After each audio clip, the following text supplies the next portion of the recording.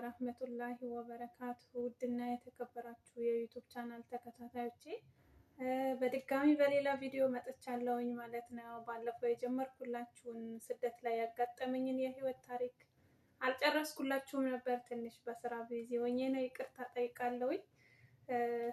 እና ዩቲዩቤን ሰብስክራይብ ያላደረጋችሁ ሰብስክራይብ አድርጉኝ፣ ደግሞ መልሳለሁኝ ማለት ነው። እና ገና አዲስ ነኝ።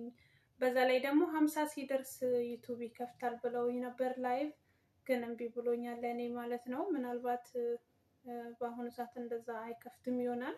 እኔ ታገልኩኝ፣ በሌላ አፕም ለመግባት ሞከርኩኝ፣ ግን አልሆነልኝም። የምታውቁ ካላችሁ ደግሞ ብታስረዱኝ በጣም ደስ ይለኛል ማለት ነው። አዲስ ዩቲዩብ ጀማሪም እንደመሆኔ ላላቅ እችላለሁኝ ማለት ነው። እና ሰብስክራይብ አድርጉ፣ ቪዲዮዬን ላይክ አድርጉ፣ እኔም ደግሞ መልሳለሁኝ ማለት ነው። ሰብስክራይብ ያደረጋችሁኝ እመልስላችኋለሁ በታማኝነት ማለት ነው።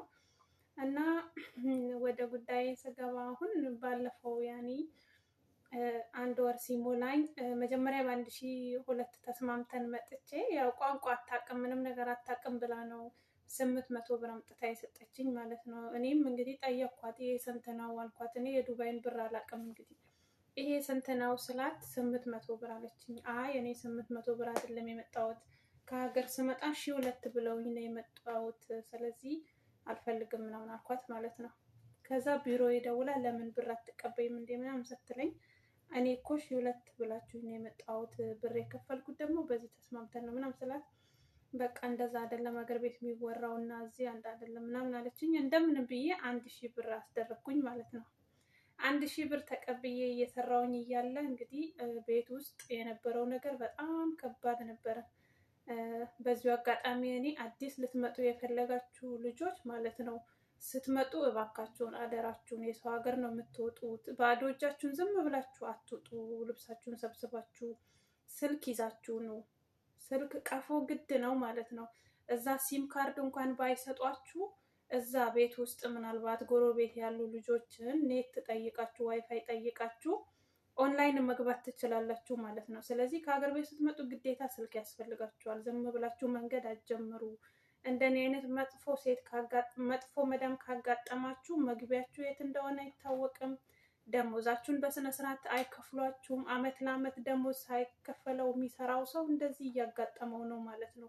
ስለዚህ ከሀገር ቤት ልትወጡ ስታስቡ ዝም ብላችሁ ልብሳችሁን ይዛችሁ አትውጡ፣ ስልክ ይዛችሁ ውጡ።